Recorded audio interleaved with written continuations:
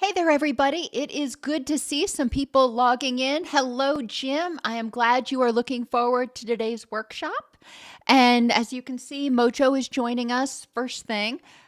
We'll put him up on the desk before we get started. He's feeling really needy today for some reason. So anyway, well, Katrina, I'm glad you have figured out a way to get all the live CEUs you need.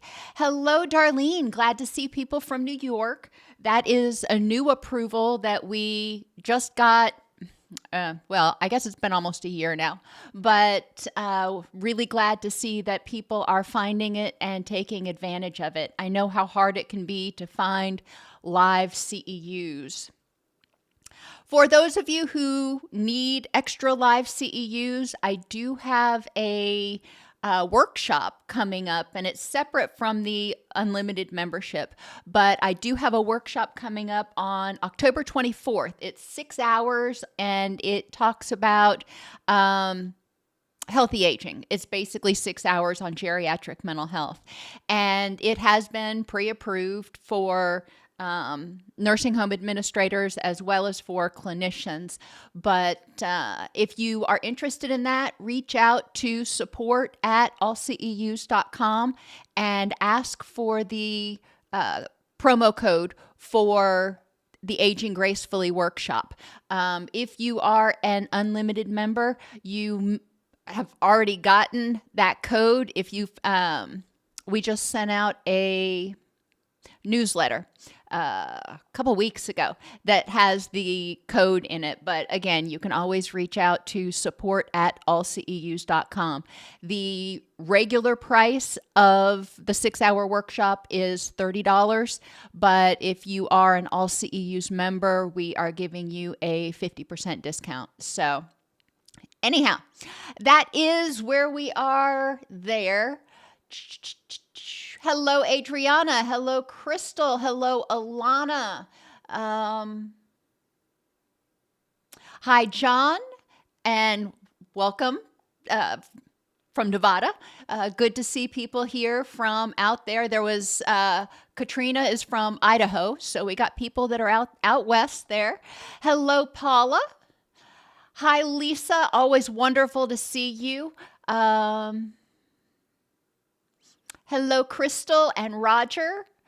Good morning, Alex. Glad you are here. It is a very laid-back seminar, I guess. I will be presenting for the roughly hour, and then I stick around afterwards to answer any questions you may have. And, you know, I don't have a time limit on how long I stay after if you have questions about the presentation. Once the presentation is over, if you are taking this for CEUs, then you will go to allceus.com, take your quiz, and you'll be able to print your certificate. So anyhow, welcome. And if you have any problems, feel free to reach out to support@allceus.com. The additional course I'm teaching, Darlene, is 6 hours. I got CE approval for it for 6 hours. We'll be doing a 9 a.m. to 12 block, and then we'll be doing a 1 p.m. to, 1-ish p.m. to 4 p.m. block. And we have an hour for lunch, and then we have 2 15-minute breaks. Hello, Jason. Always wonderful to see you. Hi, Christina. I don't know that we've had anybody from Missouri before, so welcome. Always glad to see people from other states. Oh my gosh. And hello, Roger from England. And Blake from Illinois.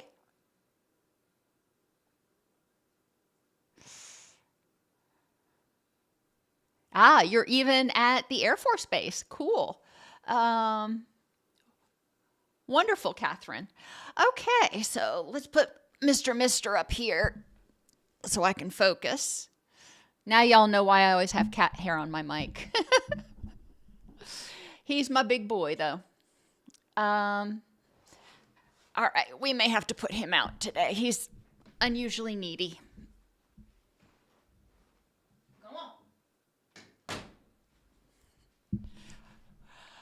All right. So, getting back into things here.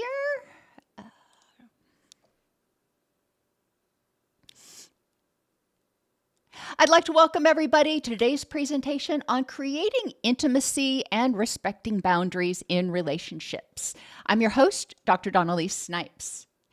Today, we are going to define intimacy. I know you're like, why do we need to define it? Believe it or not, we do. Explore the connection between intimacy and boundaries, discuss how to create safety and security to promote intimacy, and review how to be a supportive of a partner overcoming their past. We have, over the past few weeks, been going through Erikson's stages one at a time. We started out with trust in others. This is the foundation that an infant has to have in order to feel safe enough, in order to downregulate that stress response enough, even though they aren't using the words, I feel safe. Their stress response is not constantly activated, and that allows them to more effectively learn and grow. So they have to have trust in others. And then I skipped autonomy. Then they develop a sense of autonomy and independence, where they are starting to potty train. They are starting to dress themselves. And as they do this, they start learning that it's okay to want to do something. It's okay to try new things, and they're learning that they can do these things. Initiative is when the child starts taking initiative at what they do and trying new things out. Hey, that sounds fun. Let me try out for this team. Or I want to try to learn how to paint. My daughter was big on initiative. She was funny, though, because she would have these things, and if we didn't jump on it right away, she would lose interest. And I remember there was this one time, and I know I'm on a side note, but we'll come back in a minute. She decided she wanted to grow strawberries. And I'm like, great. So I ordered 25 strawberry roots, and they came, about 2 weeks later. And I was like, okay, let's go outside and let's plant these. And I had already kind of pre-prepared the garden plot for it because I knew that wasn't a whole lot of fun. And I tried to get her to come out and do it. And she was about 6 at this point. And she was just kind of standing there. I'm like, Haley, your strawberry roots came in. Don't you want to plant your strawberries? She said, no, I outgrew that phase. What? You're 6. How did you outgrow that phase? And where did you learn that term? But I digress. Children are taking initiative to try new things. The next stage, as they take initiative, they're going to have successes and failures. So they start learning what they're competent at, what they're good at, and having confidence that there are things that they can do. And then we move into identity and self-awareness in high school, where they're kind of cutting that cord and trying to separate from mom and dad, figure out who I am that's not just so-and-so's son or daughter. So they are separating a little bit, which is great. They're developing that self-awareness. They're developing a peer group, which is wonderful. But they may not be to the point where they're developing full intimacy and meaningful relationships yet. They may feel like they are, but hopefully they're not, just going all in. And that's really what we're talking about today. That phase that starts in late teens, 17, 18. Now, Erikson said it starts at 18 and on, but, things change. Late teens through about 40. And I would argue we actually do continue to develop intimacy in relationships after 40. We develop new relationships constantly.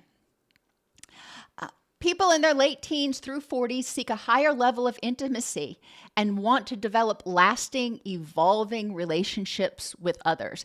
A lot of times high schoolers are thinking about, this is my BFF for now. We're great together for now, or maybe we'll go to college together. But, obviously we're very few young people are thinking we are going to be in a relationship for the rest of our lives.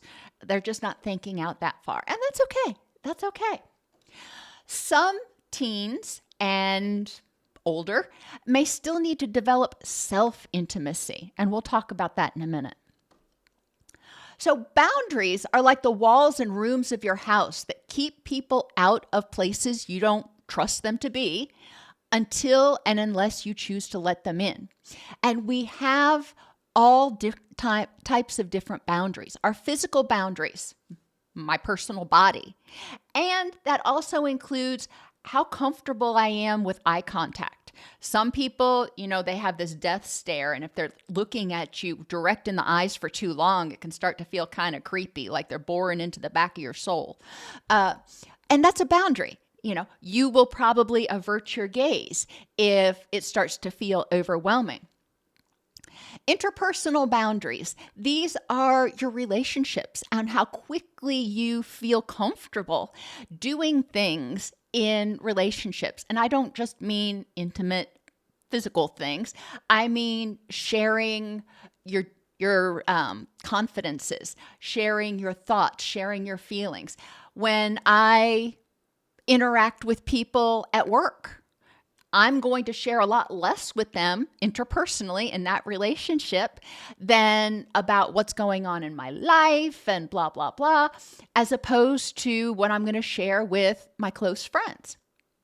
Emotional and cognitive, we'll just put those together, how we feel and what we think, our opinions, our thought processes.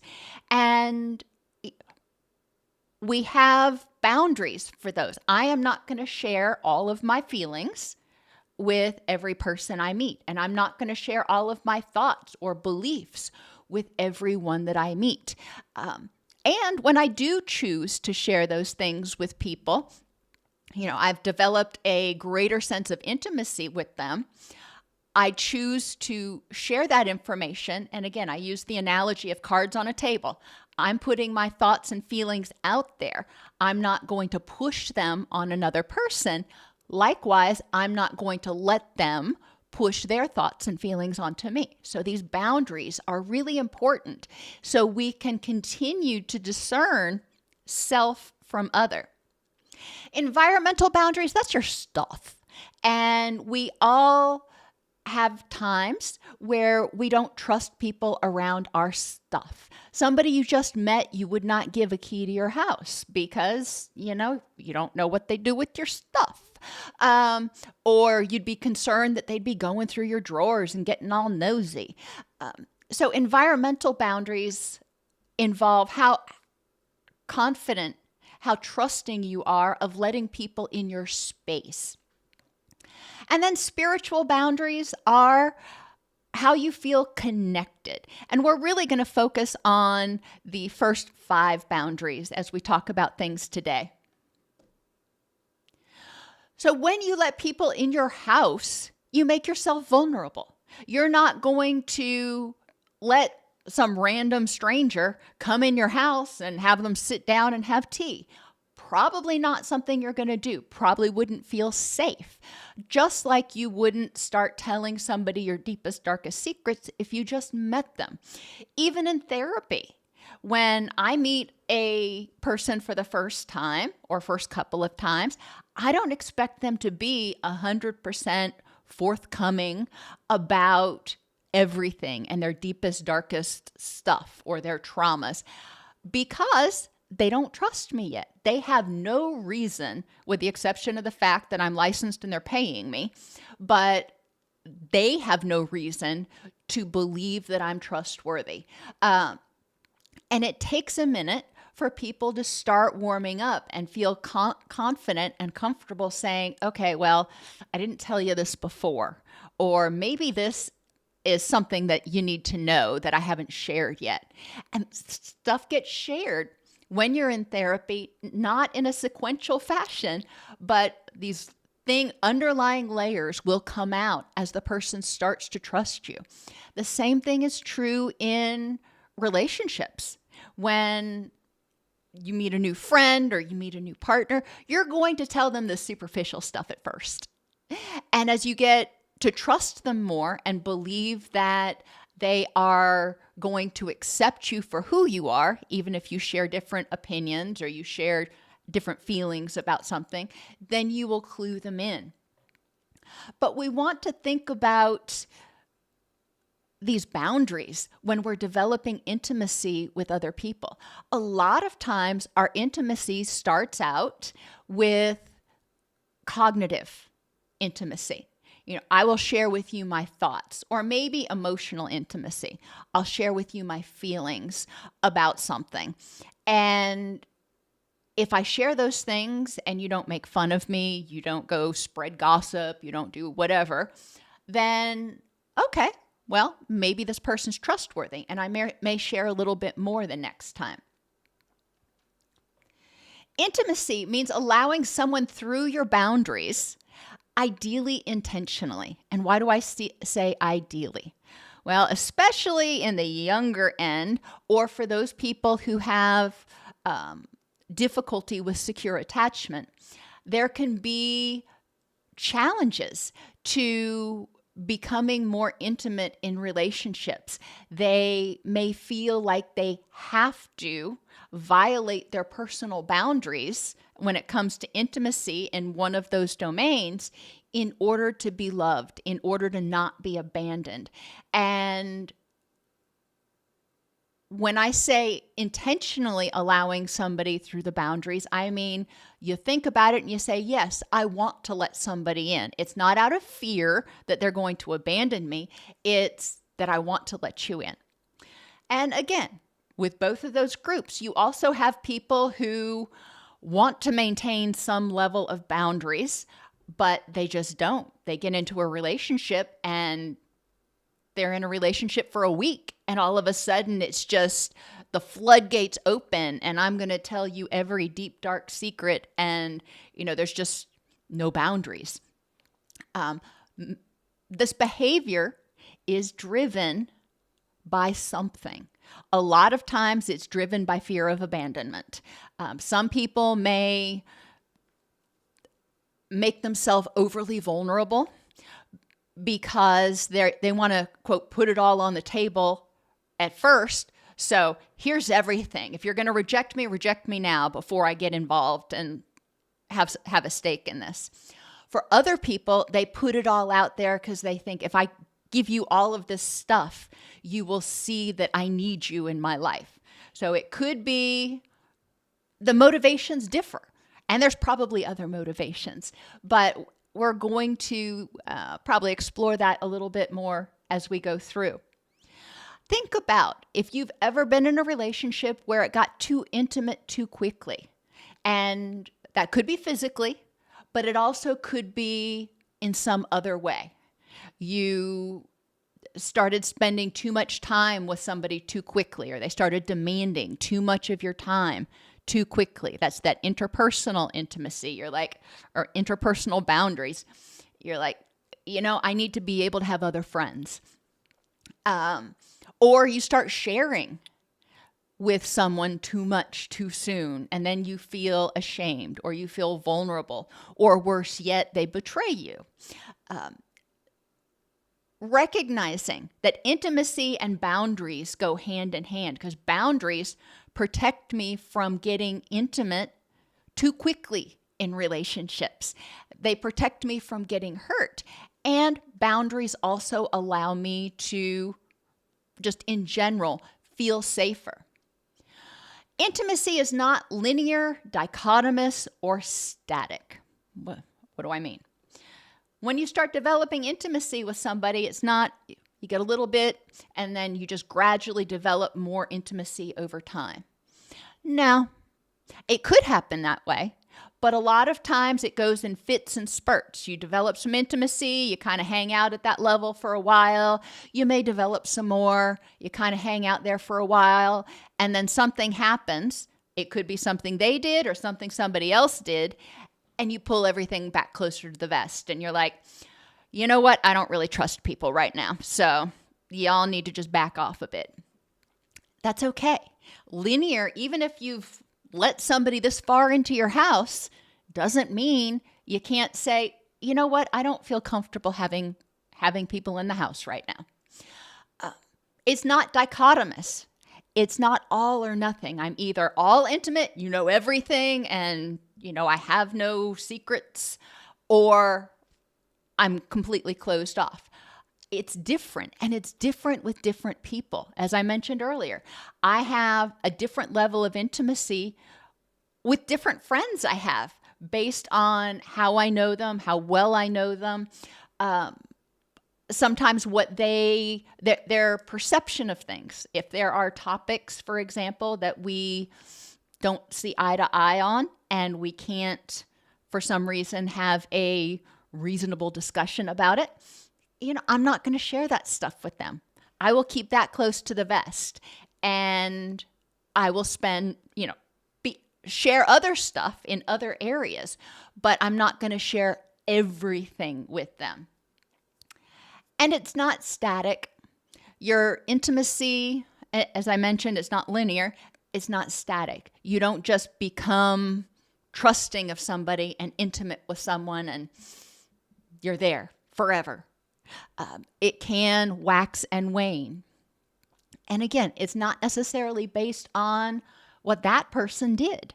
It could be based on what other people have done or what else is going on in the world. And I know a lot of people right now are really struggling a lot with social anxiety. And so their levels of intimacy have gone way down because they don't trust anybody. They're withdrawing. Sometimes behind a computer screen, they're withdrawing because it doesn't feel safe out there. So they are less intimate with others. And there's a lot of people are spending a lot less time in real life with other human beings, which means they are also tending to be in environments less often that promote intimacy. Now, our types of intimacy correspond with our types of boundaries. Physical intimacy, interpersonal intimacy, emotional, cognitive, environmental, and spiritual intimacy. How much do you let people know, or how close do you let people get in each of those areas? All people have the right to choose who they let in and how much they have access to. And again, I go back to that metaphor of the house. I'm not going to let a random person come in and I'm not going to give them a key to my house. It's just not going to happen. So we do have the right to choose who we share our thoughts, feelings, wants, needs, space, and person with. We have the right to choose behaviors that we will tolerate in relationships, and that goes with boundaries.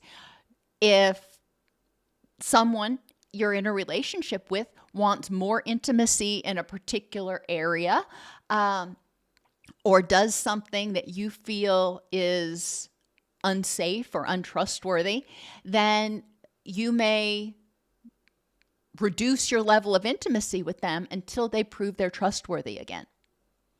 And you have the right to choose how long people can stay and in your house. That is, if you've got a friend and they are your BFF and they watch your house when you go on vacation and you're just like peas in a pod, and then something changes and you decide, you know what? No, this ain't working for me anymore. You can kick them to the curb, figuratively. It is your right, and you can assert your boundaries and become less intimate in relationships. As people prove they're trustworthy, they're given increased access to our physical person. When I first meet somebody, I'm not likely to go up and give them a great big old hug. Just not. I'm not a hugger to begin with, but definitely somebody that I've never met before, probably going to give space to. As people become more trustworthy, then I let them get closer. I'm okay with that. Interpersonally, I'm going to spend more time with them. I'm going to maybe introduce them to my other friends as they become more trustworthy. Emotionally and cognitively, we'll just do those together again. As people prove they're trustworthy, I may share more of my thoughts and feelings, not just the superficial small talk crap. Environmentally, that literally is the key to my house. As people start to prove they're trustworthy, then I might give them increased access. It's lovely now that we have these digital locks on all of our doors, because instead of giving somebody a key where they can come and go as they please, you can turn people's access on and off with the digital lock. And so maybe you trust them to go in on the weekend when you are away and they're letting your dog out, but you really don't want them to keep that key the rest of the time. So when you're home, they could potentially let themselves in. That's okay. With the digital locks, you can say, and you don't have to worry about trying to get a key back. Thinking about, in your own relationships, what types of things do you share with anybody? You'd share this with the cashier at the grocery store. What types of things do you share only with friends? What types of things do you only share with highly trusted people that may or may not be family? But there's probably only a few people in the world, even if you're an extrovert, there's probably only a few people in the world that know some things about you. Who are those people and how did they earn that level of intimacy? And how do people earn access to each type of intimacy? And that's not really a therapeutic, I'm asking you to reflect on your own relationships, and we can help other people start reflecting on theirs. Why did I let this person into this room in my house, so to speak, when I didn't really trust them? I really didn't want to share this with them, but I did anyway. What motivated that behavior? Okay, you did. What motivated that behavior? And is there an underlying issue like fear of abandonment that we need to address? We learn about boundaries and developing trust and intimacy through our prior relationships. If your boundaries were never respected when you were growing up, then you probably have very little in the way of boundaries. Or on the other side, you may have developed these, iron walls around yourself. And you said, once I get out of this dysfunctional environment, I'm never letting anybody else in. Could be either way. That's the interesting thing about insecure attachment. What do the following boundary behaviors possibly communicate? And for what purpose was the behavior developed? Behavior is communication. Instead of looking at somebody's behavior and saying, what is wrong with you? Nothing's wrong with them. That behavior was developed as a way to survive or was reinforced in some way. So instead of saying, what's wrong with you, say, how did this develop? So if the person has no boundaries, we're just going to say they are wide open. You can walk all over their thoughts, feelings. They'll do whatever you want them to do, even if they don't want to. That's absolutely no boundaries. This person may be seeking attention. They may be needing somebody to validate them. They don't feel able to validate themselves, really insecure attachment. They may be help seeking.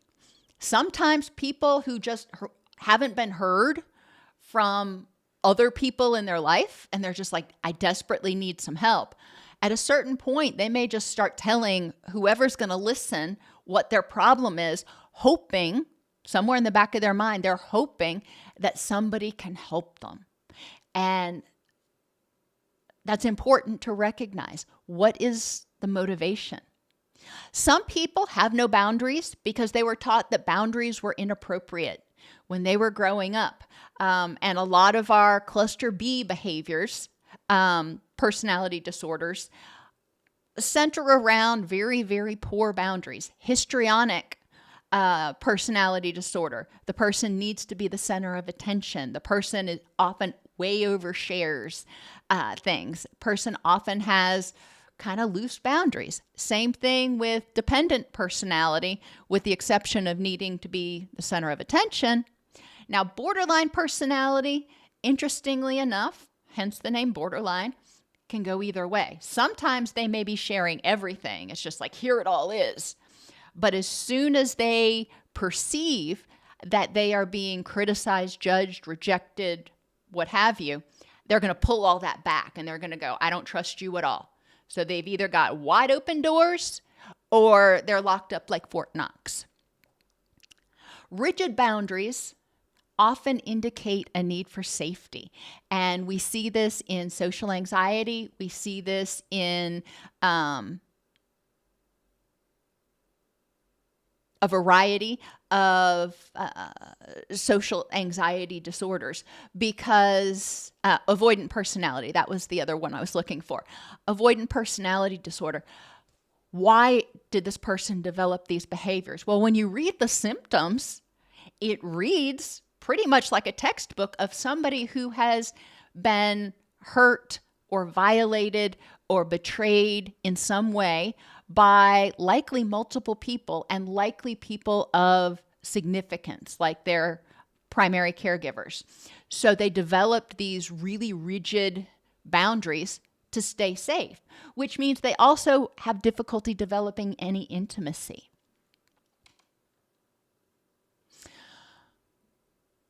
Developing intimacy is something that is terrifying for a lot of people.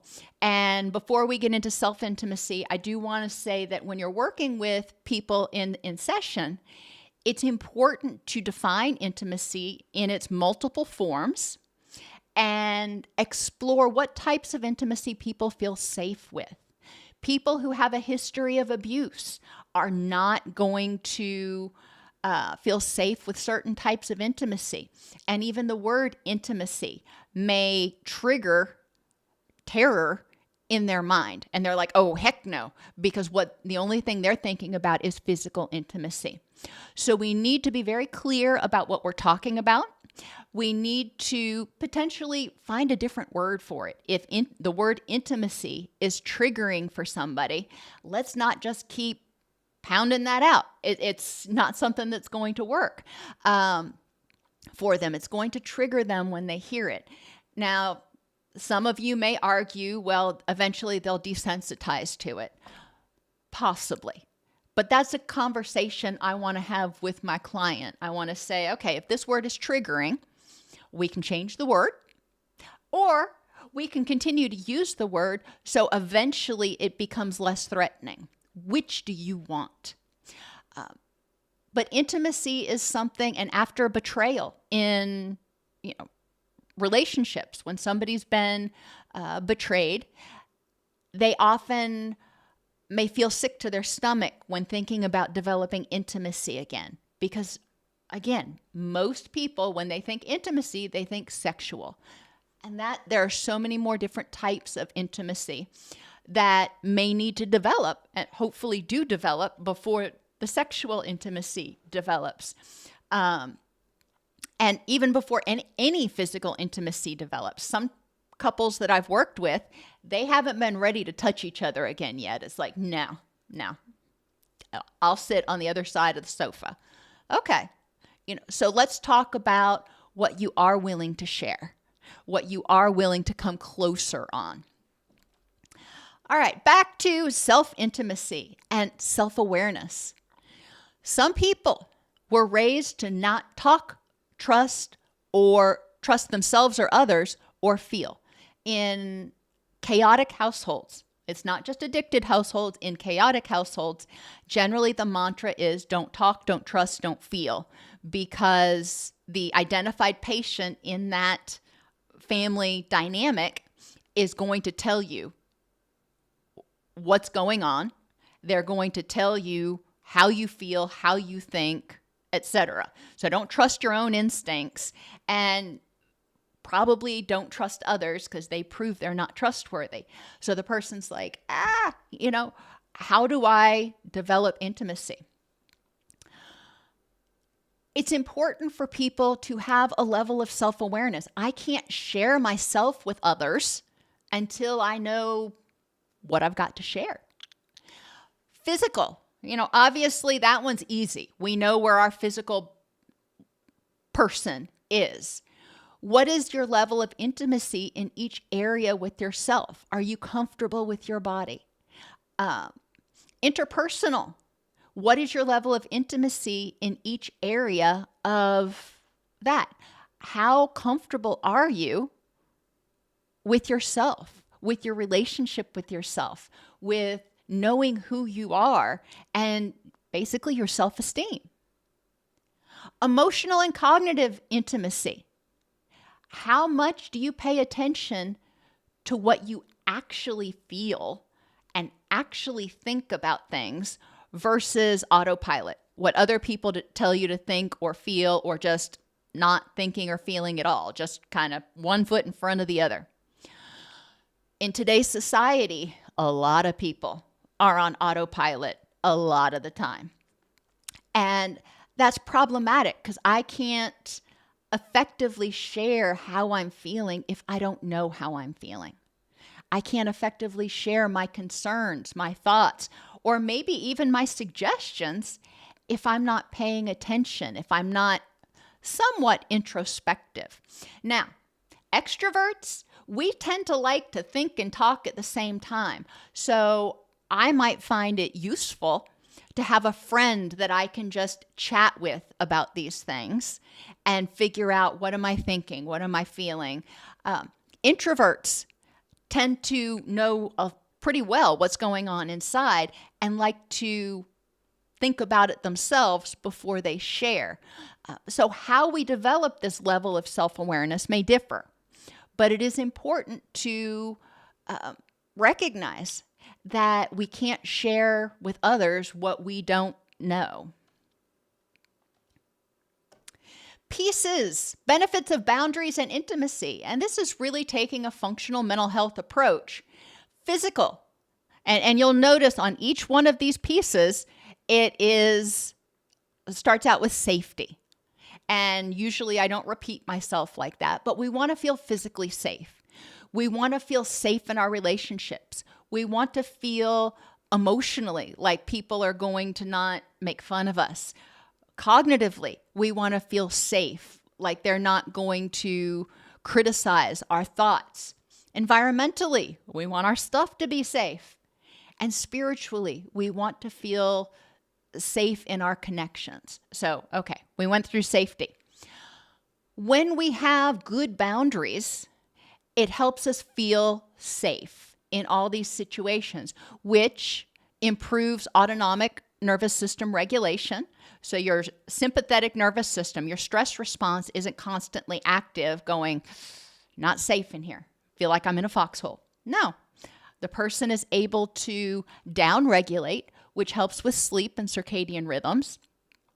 When the nervous system is better balanced, we see reductions in inflammation, we see reduced pain, and we see improvements in gut health, among other things. Because when we get stressed, our gut microbiome actually changes. So when people feel safe and supported and loved, guess what? It actually causes biochemical changes for the individual that support health as well as neurotransmitters and mental health. Oxytocin. When we feel safe in relationships, oxytocin is our survival hormone, but it's also our bonding hormone. And when oxytocin goes up, it helps regulate the autonomic nervous system, which is really interesting. And it's a powerful, powerful anti-inflammatory. So helping people develop a sense of comfort and trust in others, and find joy, if they can, find joy in spending time with others, can help people develop a level of physical healing that supports mental health healing. And for some people, I say start out with what feels safe to you. Maybe another human being is not where they're going to start.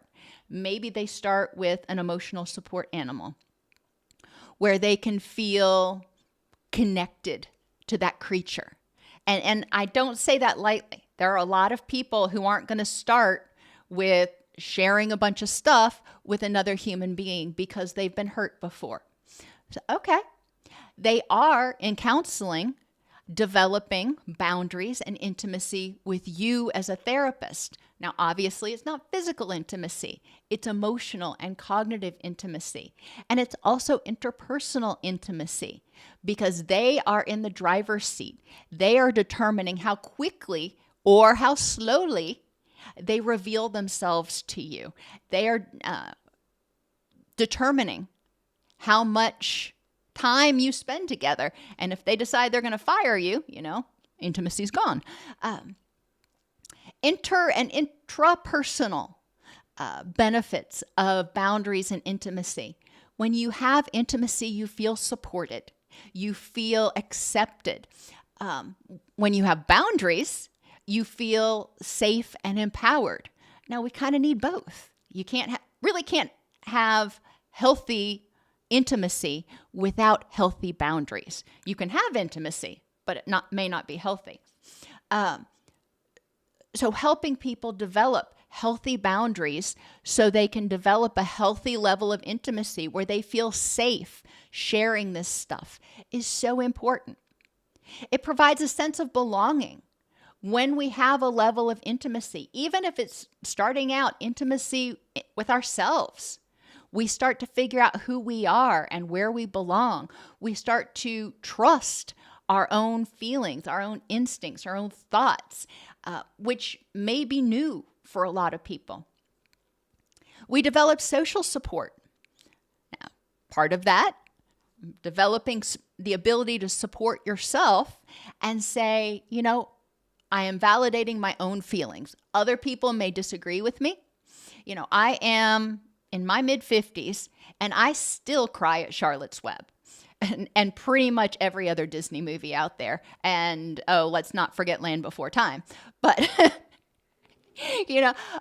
a lot of you are probably rolling your eyes going, really, Doc? Yeah. It tugs at my heart and makes me cry. That is me sharing emotionally some of my emotions with y'all. Now, some people may want to make fun of me for that because, I'm a grown-up. I should be way past that.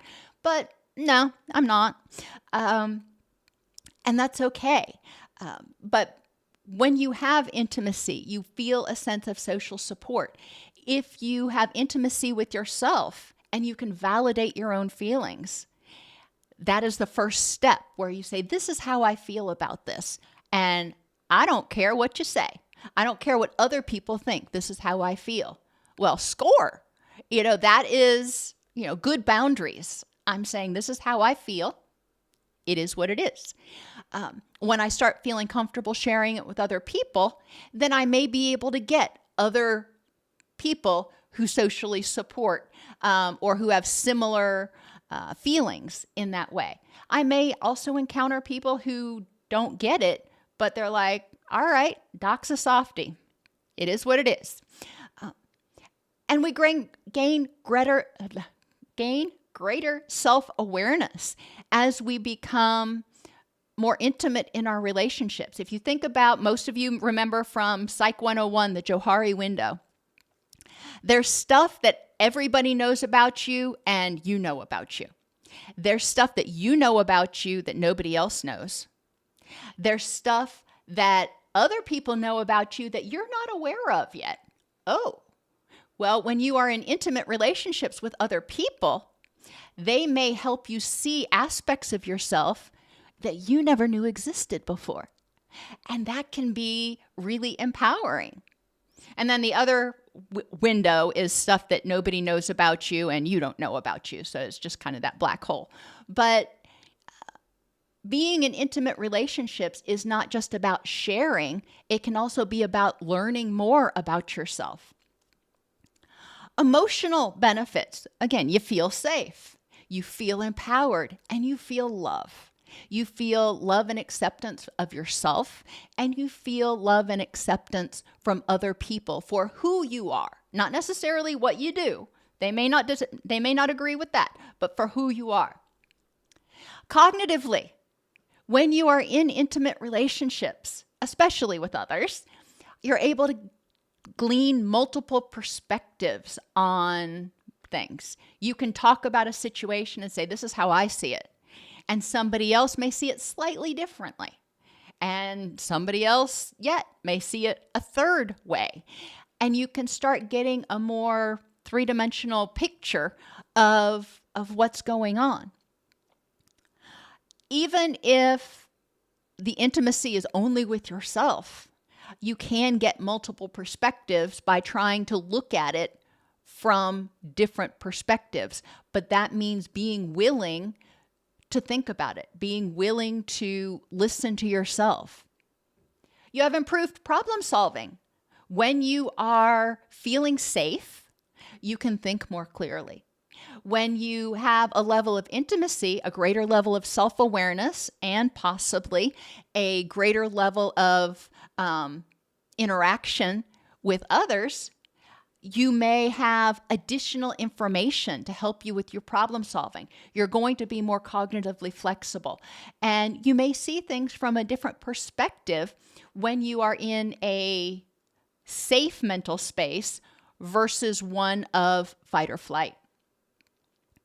Environmentally, you're going to feel safer. When we feel safe in our environment, it lowers our stress response, reduces our inflammation, blah, blah, blah. It's all good. And spiritually, when we are able to set boundaries and feel safe and empowered, sharing what we feel comfortable sharing, getting support, it helps us develop a sense of purpose and connection. We start to recognize how when I trust this person, then this happens. When I share this with somebody, I feel better. I feel supported. And when I listen to them, they feel supported.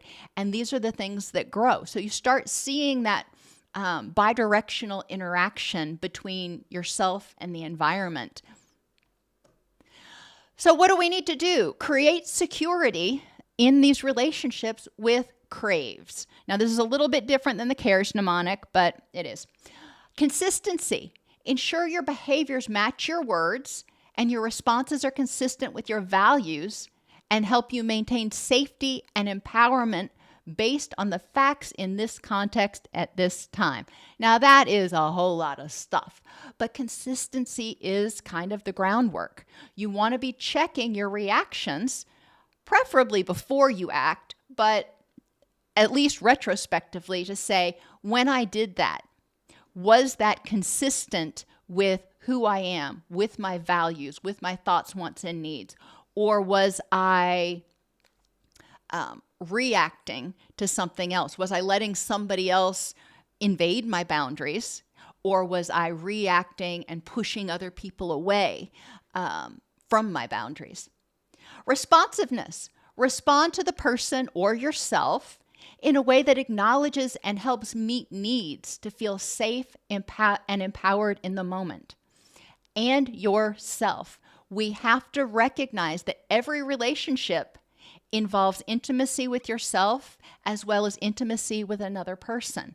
And we need to make sure that we are paying attention to our inner selves. We are mindful of how we are feeling, what we are needing, and we're responding to others in a way that helps them feel safe and empowered and possibly supported without violating our own boundaries. And that's where that intimacy really starts to develop, where we don't feel threatened by sharing with others. We don't feel the need to rescue others and impose and violate their boundaries. We're developing healthy intimacy. I'm not going to tell you what to do, what to think. I'm going to tell you my opinion or my thoughts or my feelings, and I'm going to put it there, and you can choose to pick it up or not. Attention. Be curious about other people that you are in relationships with. You know, what do you like? What are your interests? What are your thoughts on this? As well as be curious about yourself. You know, what's going on with you today that's got you in such a tizzy? Or how do you feel about that? What do you really think about that? Not what does X say, or what does the news say, or what does your partner say, but what do you think about it? What are your feelings about it? Validation is the V that we don't usually talk about. Acknowledge feelings and thoughts as valid, whether they're your feelings or thoughts and you're self-acknowledging, or other people's feelings and thoughts. They're valid. It is how that person feels in the moment based on their prior experiences. We do want to avoid toxic positivity by saying, well, that's in the past. You're overreacting to whatever that is. You are reacting to whatever that is. And it is what it is. I don't remember who I was watching the other day that said it, but they said something like, there is no one in the history of the world and time who has ever calmed down when you've told them to calm down. And it's true. Those tend to be fighting words for a lot of people because it's invalidating. If I feel upset, I have my own reasons for why I feel triggered or upset. It doesn't mean I have to act on them, but it is how I feel in the moment. So acknowledge it. Recognize that I feel vulnerable. Anxiety and anger are emotions that arise when we feel vulnerable. Acknowledge that. And then we can figure out what's actually going on based on the facts in this context at this time. We want to encourage ourselves to become more mindful and introspective, as well as encourage ourselves to engage in more intimate relationships with others. But ask permission. Take it slowly and use reciprocal self-disclosure. Before sharing too much, you may want to ask, is it okay if I share this with you? Or if you want to know something that may be a little too personal, I generally preface it, even in session, I preface it with saying, if this is too personal, you don't need to answer this, okay? However, I'm wondering, and then I ask my question. I make sure the other person feels like they have the power to say no, and they understand that I'm not going to get all snitty if they don't respond to my request. And support the other person and yourself.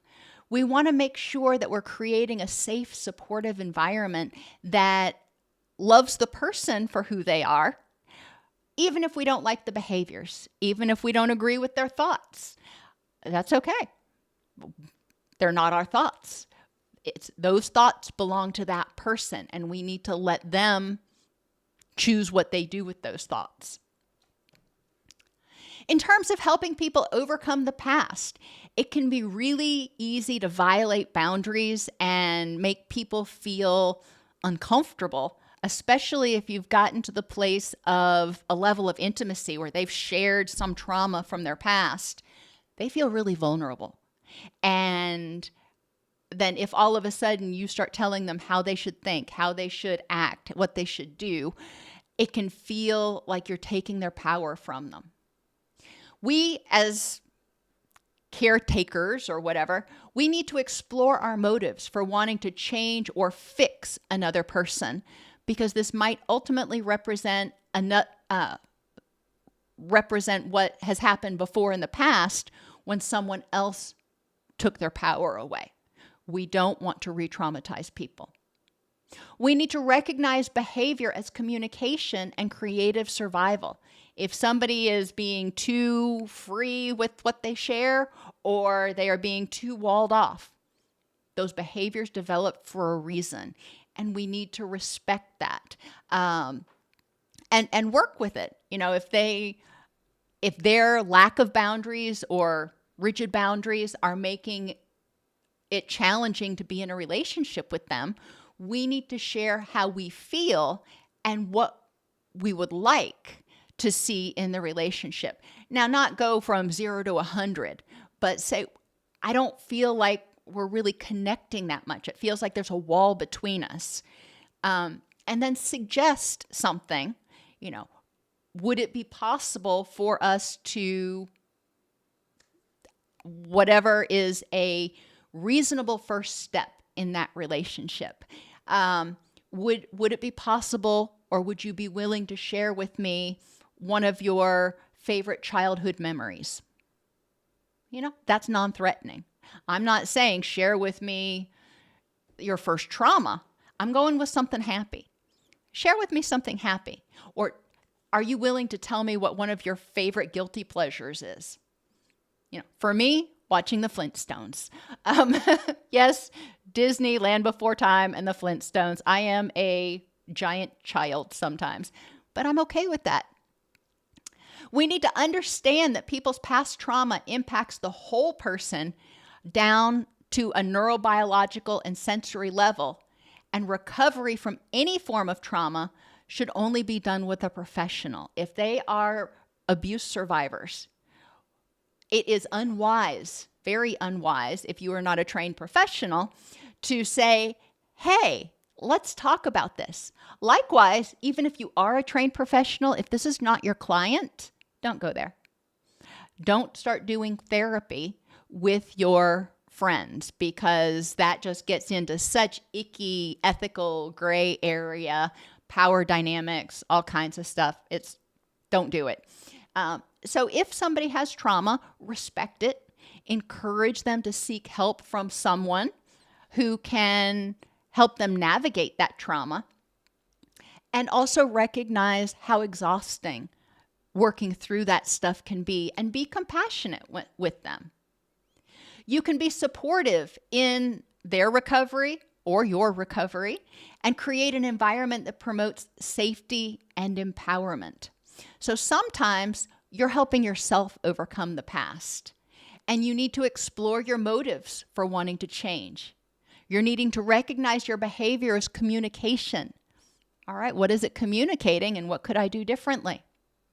We need to recognize the impact that trauma had on us, and not try to fix ourselves and get in a place where we feel like we've opened Pandora's box and we can't get the frickin' lid back on it. Freeze, a mnemonic, can also help people start to overcome the past, maintain their boundaries. Provide feedback. Identify behaviors in the relationship that are troubling you and how they impact you. Do this with yourself, in your relationship with yourself. What am I doing in my relationship with myself that is causing me problems, such as ignoring my own feelings, just kind of numbing up and going on autopilot? All right, that's not helpful. That's not healthy. So that's one of those behaviors I may be doing in my relationship with myself. A lack of intimacy because I don't know how I'm feeling or thinking. I'm just doing. Ask yourself the same question about your different relationships. What behaviors in those relationships are troubling, and how are they impacting you? Maybe I've had a couple of friends who had zero boundaries. I mean, it was just, they would sort of vomit all their trauma the minute they met you. And it could feel very overwhelming. It could feel very exhausting. It was constantly drama. And again, behavior is learned. Behavior comes from somewhere and is communication. Those people grew up in very chaotic environments. I'm not criticizing them at all for surviving. But in the relationship, I needed to learn how to set boundaries and say, I am more than willing to be supportive of you within reason. If you're calling me at 3:00 in the morning every single morning, we got to set some boundaries there. And I'm happy to help. I'm happy to listen. So I am maintaining my own integrity and not getting burned out. And I'm still there to listen. Responsibility. Increase empowerment by exploring suggestions to address the problem. If you're in a relationship with someone, or maybe yourself, and the problem is dysregulation. Okay. Dysregulation happens, and it's a result of an out of sync, if you will, nervous system. It's not something somebody chooses to do. God knows they don't choose to do it. Okay. So what are some suggestions to address the problem when the person starts dysregulating or when you start dysregulating? What are some things that you can do to re-regulate and not get into that fight or flight mode? A lack of trust is another common complaint in relationships, especially intimate relationships. You don't usually see friends coming to counseling together. It's usually an intimate relationship, but it happens in all types of relationships, a lack of trust. So what behaviors is the person exhibiting that makes you think that they don't trust them or makes you not trust them? And what would you like to see done differently? How can they show you that they trust you? Or what can they do differently so you can trust them? Empathize with yourself and with the other person. Encourage, but don't force forward movement, such as therapy or increased intimacy, and open communication about what is needed.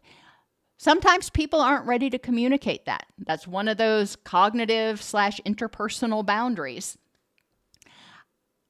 If I know that you want me to share more, if I know that you want me to be more open, all right, I've taken note of that.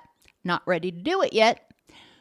If you continue to push me to be open before I'm ready to be open, then I'm going to feel vulnerable. I'm going to feel disempowered. So it's important that we encourage, I'm here. If you want to talk to me, I am totally here for you. I'm encouraging it, but I'm not saying you have to talk. And again, provide that support with unconditional positive regard. Today's cancel culture makes it very difficult for individuals to feel safe enough to develop intellectual or emotional intimacy with others. Trauma strips people of their sense of safety and power, and discussing it may make the person feel vulnerable and unsafe. Developing intimacy is a process of being willing to ease in, let somebody a little closer, soften those boundaries with somebody for a minute. And if it goes well, great. Maybe they can come that far into the house the next time. But if it doesn't feel comfortable, you can keep them out of that room until you feel comfortable to try again. To help people feel safe enough to let others in, it's important to create a safe environment, respect their boundaries, and possibly open the door to your home first. I'm going to share with you something, not everything, but I'm going to share with you something, and then maybe you'll share back with me. That's that reciprocal self-disclosure. So intimacy and boundaries, they go hand in hand. Healthy boundaries can help us develop healthy intimacy. Unhealthy intimacy is often a sign of unhealthy boundaries and vice versa. So if you're working with somebody on one, you probably also need to be addressing the other. Are there any questions?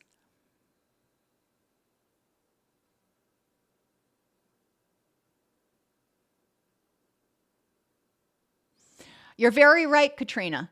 It is so important to have that intimacy with yourself, that self-awareness, mindfulness, authenticity, whatever word you want to use for it. Because when you start betraying yourself, you don't feel safe in your own skin.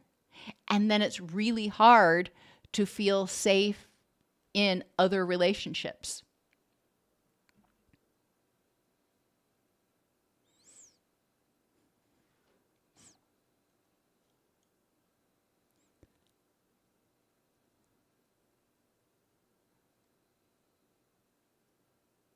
Catherine Chapman, I have never read that book, How to Avoid Falling in Love with a Jerk, but it sounds very interesting.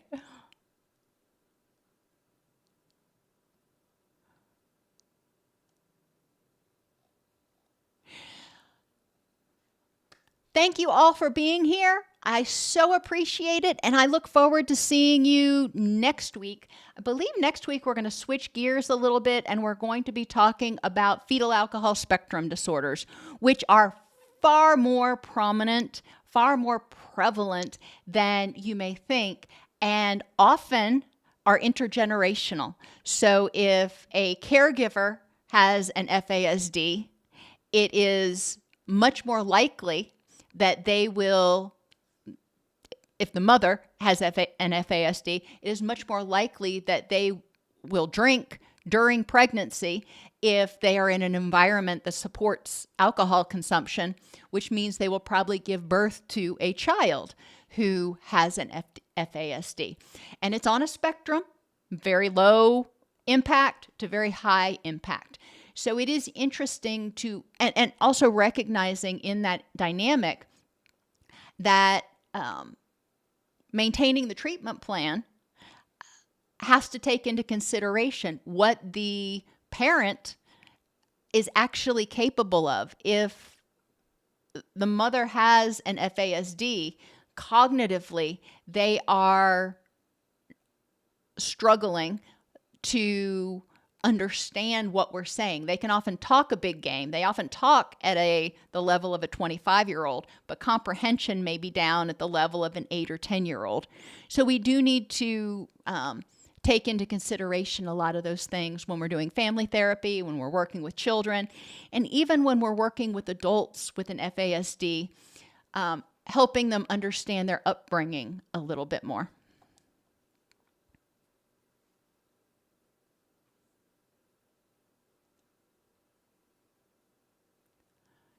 That is great that you are starting to be in a relationship with yourself, Cheryl.